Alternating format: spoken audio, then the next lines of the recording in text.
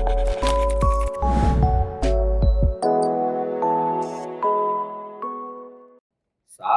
cerdas, Ibu Bapak, saudara-saudara yang saya hormati.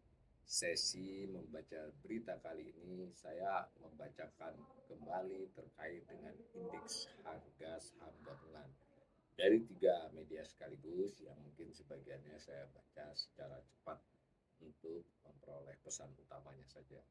Yang pertama saya bacakan dari CNN Indonesia, ditulis Jumat 28 Februari 2025 jam 16.24, berarti setelah pasar bursa tutup ya jam 16.00. Judulnya IHSG terbakar 3,31% ke 6.270 akhir pekan ini. Ditulis indeks harga saham gabungan atau IHSG ditutup di level 6.270 pada Jumat 28 Februari sore. Indeks saham melemah 214,85 poin atau minus 3,31% dari perdagangan sebelumnya. Maksudnya pada hari Kamis penutupan ya sore. Nah, mengutip RTI Infocom, investor melakukan transaksi sebesar 20,55 triliun dengan jumlah saham yang diperdagangkan sebanyak 21,87 miliar saham sehari ya di Jumat. Pada penutupan kali ini 91 saham menguat, 555 terkoreksi dan 146 lainnya stagnan. Terpantau seluruh indeks sektoral, berarti seluruh sektor ya, melemah dipimpin oleh sektor barang baku yang terjun bebas 5,82%. Beralih ke bursa asing, CNN melanjutkan, bursa saham di kawasan Asia terpantau kompak bergerak di zona merah. Jadi bukan hanya IHSG ya, seluruh bursa. Tercatat indeks Hang Seng Komposit di Hong Kong melemah 3,28% ya. Ya, hampir sama dengan kita yang 3,31, lebih rendah sedikit. Indeks Shanghai Komposit di Cina minus 1,98%. Bawahnya ya. Indeks Straits Times di Singapura minus 0,59% dan indeks Nikkei 225 di Jepang 2,88%. Jadi mau merata yang turun. Tapi kalau dari informasi di channel ini tetap IHSG yang turun paling dalam pada hari ini hari Jumat. Senada bursa saham Eropa terpantau kompak melemah juga. Tercatat indeks FTSE 100 di Inggris melemah 0,33% dan indeks di AX di Jerman minus 0,62%. Melemah tapi tidak semelemah kita hari ini. Setali tiga uang, bunga bursa Amerika terpantau kompak merah. Indeks S&P 500 melemah 1,59%. Indeks Nasdaq Composite minus 2,38%. Dan indeks Dow Jones minus 0,45%. Jadi semua turun ya.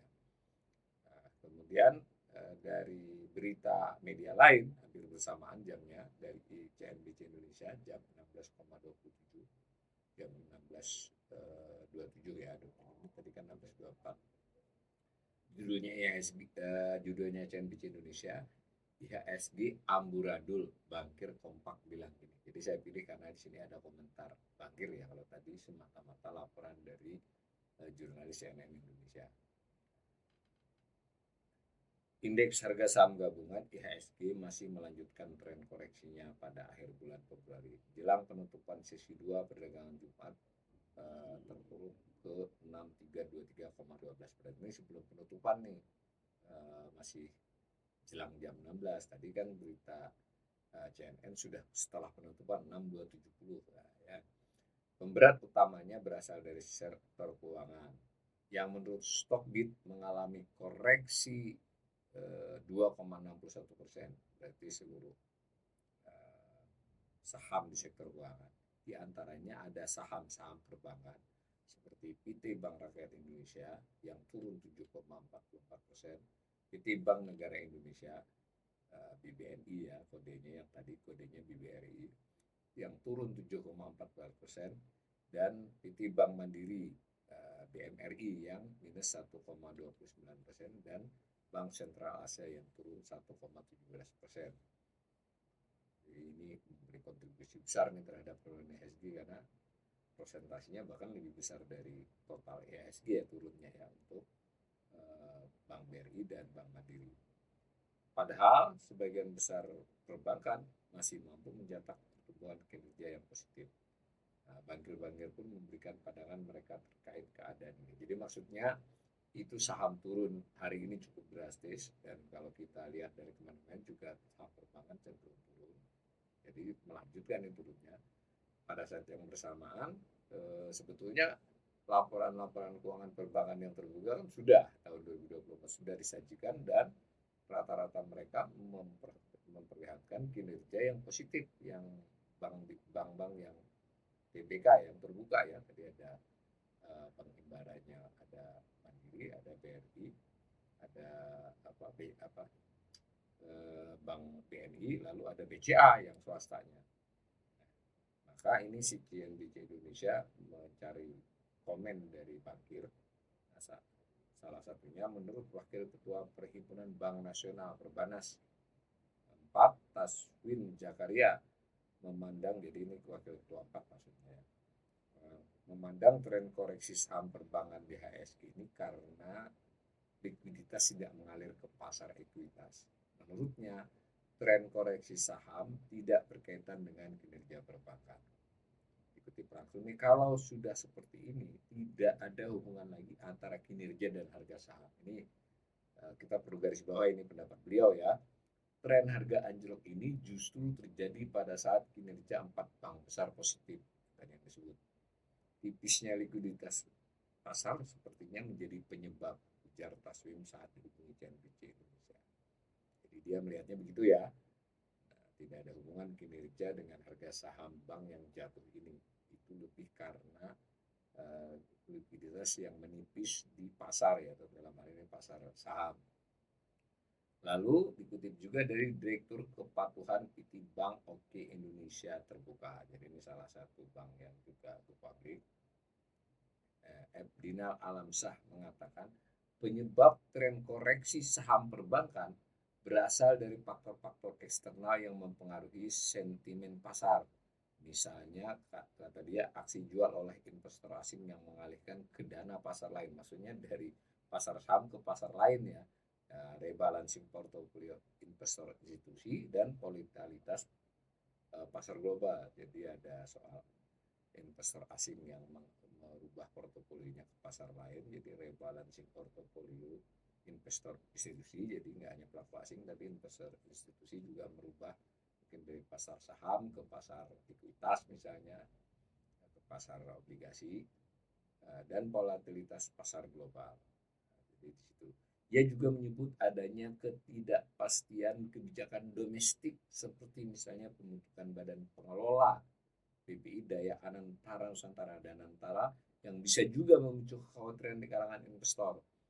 Jadi ini cukup berani nih ya dari Direktur Kepatuhan Bank Oke ini untuk menyebut bahwa pembentukan Danantara yang masih tidak pasti kebijakannya itu memicu kekhawatiran.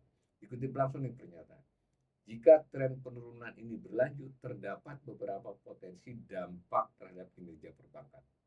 Misalnya penurunan harga saham dapat mempengaruhi persepsi risiko terhadap bank, yang pada gilirannya dapat meningkatkan biaya pendanaan, kata Edina saat dihubungi CNBC Indonesia. Jadi dia nambahin pendapat nih. Jadi bahwa ini kalau berlanjut tetap akan berpengaruh kepada perbankan, terutama risiko terhadap bank yang nanti akan mempersulit si bank untuk meningkatkan memperoleh dana, atau sekurang-kurangnya meningkatkan biaya perolehan dana dia. Ini penting nih kita garis bawah, ini pendapatnya bankir ya. Dan tadi soal Danantara tadi juga disebut-sebut sebagai salah satu sumber sentimen negatif ya. Bukan saya sebagai ekonom, saya bacakan berita saja ini. Ia melanjutkan, koreksi berkelanjutan dapat mengurangi minat investor untuk berinvestasi di sektor perbankan, mempengaruhi likuiditas dan valuasi saham bank. Dengan demikian dapat memberikan tekanan terhadap profitabilitas bank. Nah, kan panjang cerita kan. Ini disebut saham DNR. Saya kira saya tidak bisa baca. Nah, sementara itu Direktur Utama BNI Royke Tumilar mengatakan IHSG bukan satu-satunya indikator saham yang terkoreksi besar. bursa di Asia juga mengalami koreksi besar. Ini benar beliau ya. Tapi tadi kita sudah bacakan dari berita sebelumnya maupun di berita ini juga, di tempat lain koreksinya lebih sedikit atau lebih rendah dibandingkan IHSG, terutama untuk hari ini ya. Jadi kita nanti harus cek juga selama berapa, seminggu atau 2 minggu atau sebulan ini ya koreksinya seberapa. Tapi memang tidak salah ini pernyataan ini, sama-sama turun, tapi kan jadi titik soal turun kita kok kayaknya lebih drastis. Ini ada diinformasikan soal saham BNI yang terkoreksi, saya nggak usah baca. Nah, kemudian ini jadi pembelaan ya, karena sebelumnya saham bank lain sudah terkoreksi lebih banyak, pas hari ini BBNI terkoreksi, ini bukan masalah fundamental, tentu harus begitu ya sebagai di BNI. Nah, ini yang menarik juga, kita perlu baca kutipan dari beliau. Selain merencanakan buyback atau pembelian saham kembali untuk menangkal koreksi harga BBNI, Royke mengatakan pihaknya juga akan konsisten update strategi dan kinerja. Jadi ada 2 langkah nih. Ya, BBNI kayaknya akan melakukan buyback supaya harganya nggak terus turun. Lalu juga akan lebih konsisten mengupdate strategi dan kinerja agar persepsi terhadap Bank BNI mungkin tetap bisa baik dan syukur-syukur meningkatkan, begitu kira-kira kita bacanya. Dikutip lagi sumber lain nih, sementara itu Presiden Direktur BCA Yahya Setiatmaja menegaskan bahwa koreksi saham tidak ada hubungannya dengan kinerja perusahaan. Oke, semua ya ini sama nih ya, Jangkrik ngomongnya begitu. Cuma tadi ada satu yang mengatakan kalau terus-terusan akan berdampak. Jadi nggak dibalik nih ya, bukan karena kinerja perusahaan, kinerja bank mengakibatkan sahamnya jatuh, tapi kalau sahamnya terus-menerus jatuh seperti itu sangat mungkin juga berpengaruh. Jadi BCA sudah anjlok 12,14% year to date, berarti dari 1 Januari sampai sekarang Bank BCA sudah mengalami terkoreksi 12,14%. Macam itu. Nah, ini juga informasi dari tentang BCA, silakan dibaca sendiri.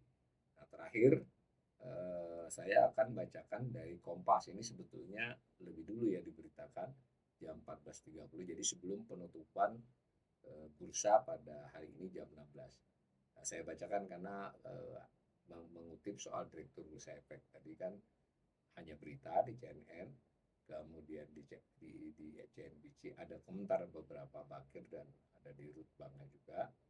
Lalu ini saya baca dari Direktur Utama Bursa Efek. Judulnya IHSG anjlok ke 6.300. Kalau setelah penutupan ternyata 6.270 ya, lebih rendah malah.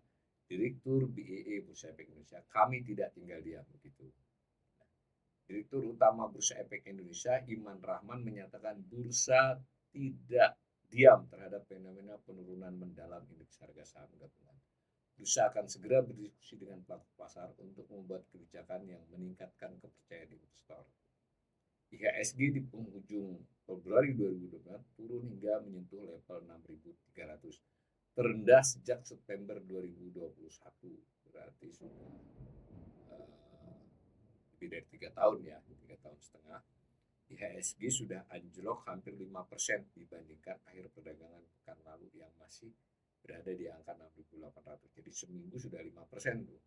Dan saya ingatkan 6.300 ini berita diturunkan jelang penutupan, belum penutupan 6.270. Iman kepada wartawan di kantor Bursa Efek Indonesia Jakarta hari Jumat 28 Februari 2025 mengatakan sejak awal 2025 asing melakukan penjualan bersih hingga 19 triliun hingga IHSG turun 12%. Jadi year to date ya, dari 1 Januari sampai akhir Februari ini 2 bulan itu asing net sell 19 triliun, lalu IHSG turun 12%. IHSG itu bukan kita bicara bahwa ini kenapa, tapi sangat banyak penyebab dari perubahan indeks, dan itu bukan hanya satu pihak. Ini mengutip Iman ya. Terus terang juga nggak gampang. Selalu kalau indeks dampaknya 3 hal, bagaimana global, bagaimana domestik, dan bagaimana korporasinya sendiri, kata Iman. Jasa dari Dirut Bursa Efek ya, supaya kita juga pemirsa ini tidak gampang juga dengan berita-berita di medsos ya. Ini benar beliau ini. Jadi ada soal global, ada soal domestik, dan ada soal korporasinya kalau dia individual sahamnya. Tapi Tapi masalahnya ini kan bareng-bareng, jadi kan yang dua ini yang mungkin harus diperhatikan. Dibaca lebih lanjut. Dia menuturkan global masih menjadi faktor utama yang memengaruhi keluarnya investor asing dari pasar domestik. Dia masih, Pak Iman, Ketua Direktur Bursa Efek, masih melihat itu ya. Salah satunya datang dari ketidakpastian akibat kebijakan Presiden Amerika Donald Trump. Kebijakannya diturunkan dalam bentuk perang tarif antara Amerika Serikat dan mitra dagangnya.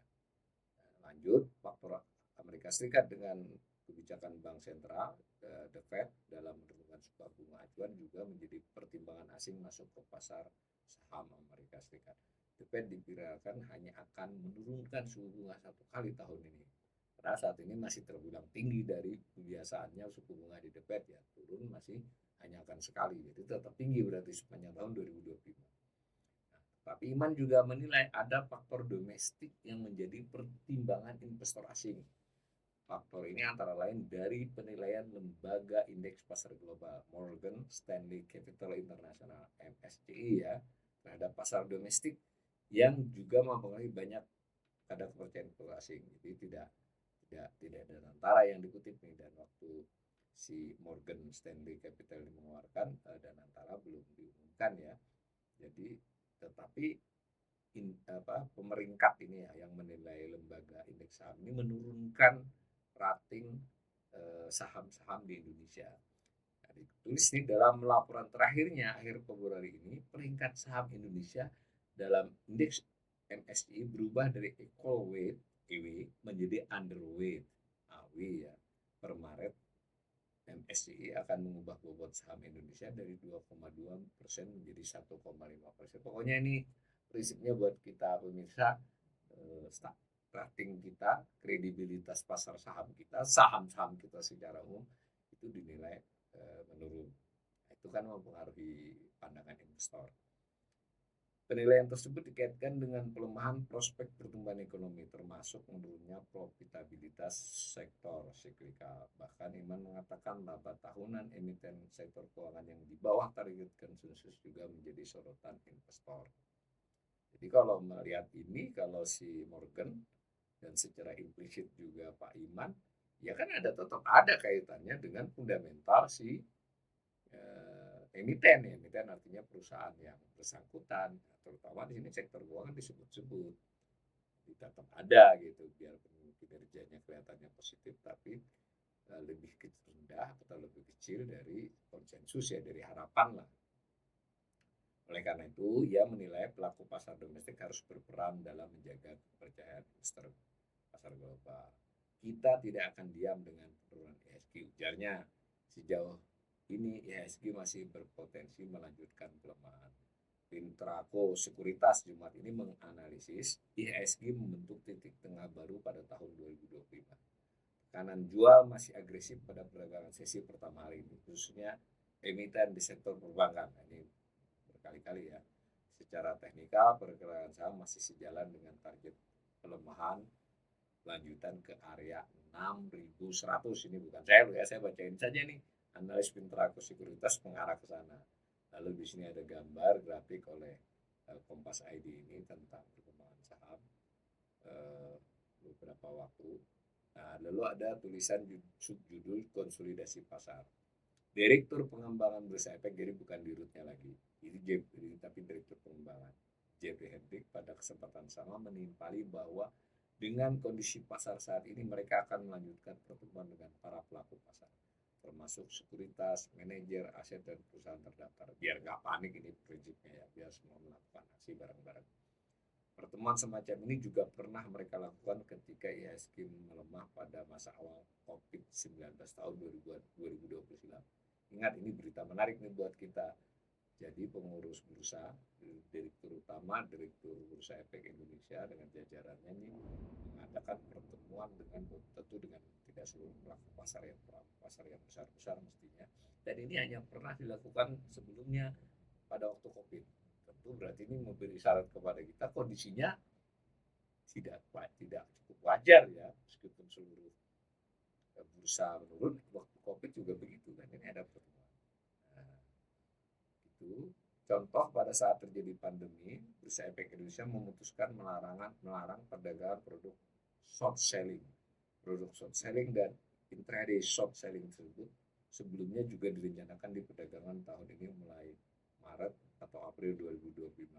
Kelanjutan produk itu Indo JP tergantung dari hasil diskusi dengan pelaku pasar, karena short selling dan intraday short selling ini memang akan sangat mempengaruhi fluktuasi harga saham.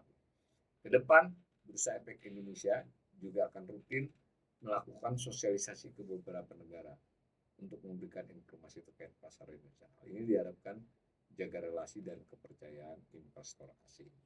Kami dari Bursa tentu sangat terbuka untuk memberikan support kepada pasar kita agar kepercayaan pasar bisa meningkat ujarnya. Itu ya, dari 3 berita saya bacakan cukup panjang dari beberapa sudut pandang. Kanal ini akan terus memonitor perkembangan Bursa Efek secara umum, karena kanal ini tidak masuk kepada